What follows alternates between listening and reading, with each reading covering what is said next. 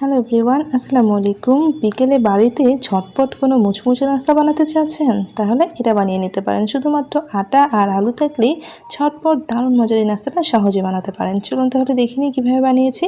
তো দেখতেই পাচ্ছেন এখানে আমি 3টা আলু খুব ভালো করে সিদ্ধ করে ছাল ছিলে নিয়েছি। তারপর আলুটাকে আমি হাত দিয়ে ম্যাশ করে নিলাম, আপনারা চাইলে ম্যাশার দিয়েও ম্যাশ করে নিতে পারেন। তো আলুটা আমি ভালো করে ম্যাশ করে নিয়েছি। তারপর চুলায় একটা কড়াই বসিয়ে দিয়ে সামান্য পরিমাণে তেল দিয়ে দিলাম। এখন এই তেলের মধ্যে আমি দিয়ে দিচ্ছি একটু বেশি পরিমাণে পেঁয়াজ কুচি। পেঁয়াজ কুচিটা একটু বেশি দিলে পুরটা খেতে অনেক বেশি ভালো লাগে। তো পেঁয়াজ কুচিটা দেওয়ার পরে পেঁয়াজ কুচিটাকে আমি হালকা করে ভেজে নিচ্ছি। আর পেঁয়াজ কুচিটা ততক্ষণই ভাজবো যতক্ষণ না পেঁয়াজ কুচিটা একদম নরম হচ্ছে, তবে লালচে করে ফেলবো না। যখন পেঁয়াজ কুচিটা ভাজতে ভাজতে নরম হয়ে যাবে আর খুব সুন্দর একটা ঘ্রাণ ছড়িয়ে পড়বে, তখনই এর মধ্যে দিয়ে দিচ্ছি আমি কাঁচামরিচ কুচি। আর কাঁচামরিচ কুচি দেওয়ার পরে আবারও একটু নেড়ে ছেড়ে ভেজে নিচ্ছি। এতে করে কাঁচামরিচ কুচির ফ্লেভারটা অনেক ভালো হয়। তো হালকা করে একটু ভেজে নেওয়ার পরে এখন আমি ম্যাশ করে রাখা আলুটা দিয়ে দিলাম। চুলার আঁচটা কিন্তু একদম কমিয়ে রাখতে হবে। তো চুলার আঁচটা কমিয়ে রেখে এখন আমি আলুটাকে খুব ভালো করে মিশিয়ে নিচ্ছি। তো পেঁয়াজ আর কাঁচামরিচের সাথে মিশিয়ে নেওয়ার পরে এখন আমি এর মধ্যে দিয়ে দিচ্ছি লবণ। অবশ্যই স্বাদ মতো লবণটা দিয়ে নেবেন। তো লবণটা দেওয়ার পরে আবারও ভালো করে একটু মিশিয়ে নিচ্ছি। এটা জাস্ট এখন মিক্সড করে নেওয়া। তারপর এখানে আমি একটু তেলে ভাজা শুকনা মরিচটা এভাবে ক্রাশ করে দিচ্ছি। অবশ্যই তেলে ভাজা শুকনা মরিচটা দিবেন, তাহলে দেখবেন যে খেতে অনেক বেশি ভালো লাগছে। তো আমি 2টার মতো শুকনা মরিচ দিয়েছি। তারপর আমি এখানে দিয়ে দিচ্ছি ম্যাগি ম্যাজিক মশলা। এটা না দিলে আমার আসলে আলুর পুর খেতে ভালো লাগে না, তাই আমি ম্যাজিক মশলাতে দিয়েছি। আপনারা চাইলে দিতেও পারেন, নাও দিতে পারেন। এখন এই সব কিছুকে আমি ভালো করে মিশিয়ে নিচ্ছি। চুলার আঁচটা কিন্তু একদম কমানো রয়েছে। আর শেষে নামানোর আগে আমি এখানে দিয়ে দিচ্ছি ধনেপাতা কুচি। এই পুরটা বানানোর পর আপনি যখন এই পুর দিয়ে কোনো নাস্তা বানাবেন, বিশ্বাস করুন খেতে এত মজা হয়ে থাকে যে একবার আপনি এইভাবে পুর বানানো শিখে গেলে দেখবেন যে আপনি সব আলুর পুর এভাবে বানিয়ে নিচ্ছেন। এটা খেতে ভীষণ মজা হয়। তো সব কিছু মিশিয়ে নিয়েছি। এখন আমি আলুর পুরটাকে নামিয়ে ঠান্ডা করে নিচ্ছি। এদিকে একটা বোলের মধ্যে আমি 1 কাপ পরিমাণে আটা নিয়েছি। তার মধ্যে সামান্য একটু লবণ দিলাম আর দিয়ে দিচ্ছি 1 টেবিল চামচ পরিমাণে সয়াবিন তেল। এরপর আটার সাথে তেল আর লবণটাকে খুব ভালো করে মেশাতে হবে। তেলটা এতটাই ভালো করে মেশাতে হবে যাতে আটার মধ্যে তেলের কোনো দলাভাব না থাকে। আর যখন মেশাতে মেশাতে দেখবেন যে এরকম মুঠো পাকানো যাচ্ছে, তখন বুঝতে হবে তেলটা খুব ভালো করে আটার সাথে মিশে গিয়েছে। আর তারপর এখানে আমি অল্প অল্প করে পানি দিয়ে একটা শক্ত খামির বানাবো। আর এভাবে যদি আপনি খামিরটা বানিয়ে নেন, তাহলে আপনার নাস্তাগুলো অনেক বেশি খাস্তা, অনেক বেশি মুচমুচে হবে। তো অল্প অল্প করে পানি দিয়ে আমি একটা শক্ত খামির বানিয়ে নিচ্ছি। তো দেখেন খামিরটা কিন্তু বেশ শক্ত, আমি কিন্তু খুব অল্প অল্প করে পানি দিচ্ছি আর ভালোভাবে মথে নিচ্ছি। খুব ভালো করে মথে নিতে হবে, কারণ এটা বেশ শক্ত। আর শক্ত করলেই কিন্তু আপনার নাস্তাগুলো অনেক বেশি খাস্তা আর ক্রিস্পি হবে। ঠান্ডা হওয়ার পরও দেখবেন যে অনেক বেশি খাস্তা থাকছে। খামিরটা ভালোভাবে মথে নিয়েছি। এরপর এর মধ্যে একটু তেল লাগিয়ে নিলাম। তারপর পুরো ডোয়ের গায়ে তেলটা লাগিয়ে দিয়ে এখন আমি 15 মিনিটের জন্য ঢেকে রেখে দিব। এতে করে দেখবেন যে খামিরটা অনেকটা সফট হয়ে গিয়েছে। আর এদিকে 1 টেবিল চামচ আটা নিয়েছি। এখন আমি তার মধ্যে অল্প করে পানি দিচ্ছি। একটা পাতলা করে গোলা বানিয়ে নিতে হবে। মানে খুব বেশি ভারী হবে না গোলাটা, খুব বেশি পাতলা হবে না। এরকম একটা পাতলা গোলা করে নিলেই হয়ে যাবে। পানি আর আটা মিক্স করে নিয়েছি, এক সাইডে রেখে দিয়েছি। এদিকে দেখেন আমার 15 মিনিট হয়েছে। 15 মিনিট পর ঢাকনাটা খুলে আমি খামিরটা আবারও ভালো করে মথে নিচ্ছি। আর দেখেন এই পর্যায়ে খামিরটা কতটা সফট হয়েছে। এই পর্যায়ে কিছুটা মথে নেওয়ার পর খামিরটা আরও অনেক সফট হয়ে যায়। তারপর আমি খামিরটাকে দুভাগে ভাগ করে নিয়েছি। এখন এই একটা ভাগ আমি নিয়েছি। তারপর রুটিবেলা চাকতির মধ্যে একটা খামির নিয়ে এসে ভালো করে গোল করে নিয়েছি। আর এই খামিরটা দিয়ে আমি একটা বড় করে রুটি বানিয়ে নিয়েছি।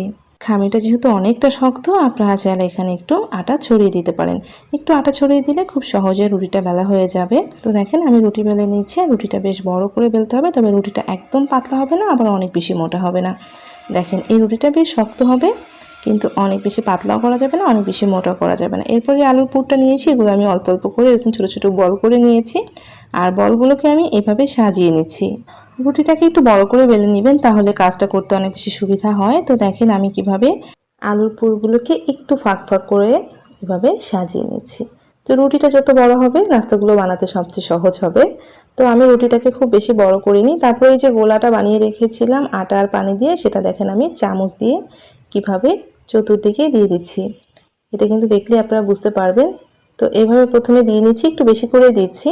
তো দেখেন কিভাবে দিয়ে নিয়েছি ড্রপ করে।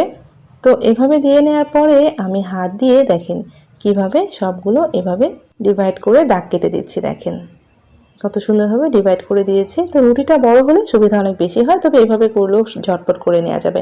এরপর আমি দ্বিতীয় যে রুটিটা বানিয়ে রেখেছিলাম সেটা এর উপর দিয়ে দিয়েছি। রুটিগুলো বড় করে বানালে নাস্তাগুলো সেট করতে অনেক বেশি সুবিধা হয়। তো দ্বিতীয় রুটিটা আমি বড় করে বানিয়ে নিয়েছিলাম, যার কারণে সেট করতে সুবিধা হয়েছে। চতুর্দিকে ভালো করে চেপে দিয়েছি। তারপরে যে বরাবর ডিভাইড করেছিলাম সেগুলো তো এভাবে চাপ দিয়ে ভাঁজ করে নিচ্ছি।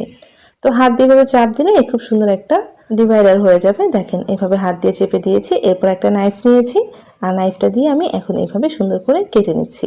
তো এরকম ভাগ ভাগ করে কেটে নিচ্ছি। আর এখানে যেহেতু আমি ওই যে আটা আর পানি দিয়ে যে গোলাটা বানিয়েছিলাম সেটা দিয়ে দিয়েছি, যার কারণে এটা কিন্তু খুব সুন্দরভাবে সেট হয়ে যাবে। তারপর দেখেন আমি কিভাবে সুন্দরভাবে কেটে নিচ্ছি। তো এইভাবে আমি প্রত্যেকটা নাস্তা এই যে এইভাবে সুন্দর করে কেটে নিচ্ছি।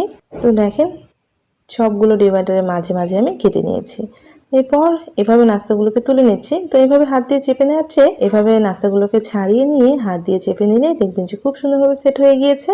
আর এগুলো ভাজার পরে দেখবেন যে কোনোভাবে খুলে যাচ্ছে না, খুব সুন্দর একটা পকেট তৈরি হয়ে গিয়েছে। তো এইভাবে আমি সবগুলো নাস্তা কেটে নিয়ে হাত দিয়ে একটু চেপে দিয়েছি যাতে ভাজার সময় এগুলো খুলে না যায়। তো দেখেন নাস্তাগুলো দেখতে কতটা সুন্দর হয়েছে, কতটা ঝটপটভাবে বানিয়ে নেওয়া গিয়েছে। এরপর আমি প্যানে তেল দিয়ে দিয়েছি। অল্প তেলে আজ ভেজে নিব। তেলটাকে ভালো করে গরম করে চুলার আঁচটা কিন্তু লো টু মিডিয়ামে রেখেছি, কারণ এগুলোকে যত আপনি আস্তে আস্তে ভাজবেন নাস্তাগুলো তত বেশি ক্রিস্পি হবে। তো দেখেন আমি একসঙ্গে 3টা দিয়েছি, আপনারা চাইলে আরও তেল বাড়িয়ে দিয়ে বেশি করে ভেজে নিতে পারেন। তো যেহেতু আমরা বিকালে ঝটপট নাস্তা বানাবো, অল্প উপকরণে অল্প তেলে বানালে সবচেয়ে বেশি সাশ্রয়ী হয়। যেহেতু প্রতিদিনই বিকালে নাস্তা বানাতে হয়, তাই আমি অল্প করে ঝটপট নাস্তাগুলো ভেজে নিচ্ছি। আর নাস্তাগুলোকে অবশ্যই একটু পরপর উল্টে পাল্টে দিতে হবে। আর যতক্ষণ না নাস্তাগুলো খুব সুন্দর একটা কালার চলে আসছে আর অনেক বেশি খাস্তার মুচমুচে হচ্ছে, ততক্ষণ পর্যন্ত ভেজে নিতে হবে। তো দেখেন আমি নাস্তাগুলোকে কেমন কালার করে তুলে নিয়েছি। তো এভাবে কিন্তু সবগুলো নাস্তা ভেজে নিতে হবে। আর বাকি নাস্তাগুলো আমি সেমভাবে তেলের মধ্যে দিয়ে দিচ্ছি আর সেগুলোকেও সুন্দর একটা কালার করে মুচমুচে করে ভেজে তুলে নিচ্ছি। তো আমি ঝটপট নাস্তাগুলোকে ভেজে একটা প্লেটের মধ্যে তুলে নিলাম। আপনাদের একটা ভেঙে দেখাচ্ছি এটা কতটা খাস্তা, কত বেশি ইয়াম্মি হয়েছে। আশা করছি আমার এই ঝটপট সহজ রেসিপিটা আপনাদের কাছে ভালো লেগেছে। আটা আর আলু থাকলে আপনারা ঝটপট বানিয়ে নিতে পারেন বিকেলের নাস্তায়। রেসিপি ভালো লাগলে প্লিজ একটা লাইক দিয়ে চ্যানেলটা সাবস্ক্রাইব করে আমার সাথেই থাকবেন। সবাই ভালো থাকবেন। আল্লাহ হাফেজ।